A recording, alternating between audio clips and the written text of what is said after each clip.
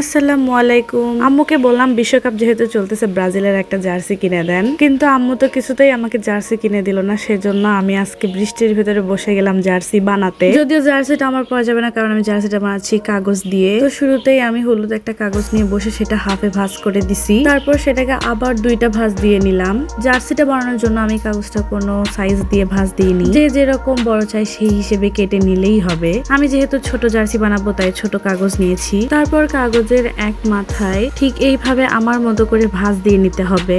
তারপর সেটা উল্টায় দিয়ে ভাঁজ করে নিয়ে কলারের একটা শেপ দিতে হবে। সাইডটা ভাঁজ করার সময় যেন মাঝখানের দাগ আর সাইডের দাগ সমান হয়, এটা দেখে নিয়ে করতে হবে। তারপর নিচের অংশটা কলারের ভিতর ঢুকাই দিয়ে একটা ভাঁজ দিয়ে নিতে হবে, যেন মেজারমেন্টে পরে ভুল না হয়। এরপর আবার সেটা খুলে মাঝের ভাঁজে কোনাকুনি ভাবে আরেকটা ভাঁজ দিয়ে নিতে হবে। ঠিক একই ভাবে অপর পাশেও আমরা আরেকটা ভাঁজ দিয়ে নিব।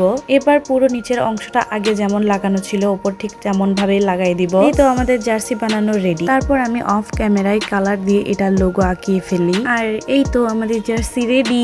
তারপর আমি জার্সিটার কিছু সিনেম্যাটিক ভিডিও করে নিচ্ছিলাম, যেহেতু নিজের বানানো সেই জন্য এত ভালো লাগতেছিল। বাই।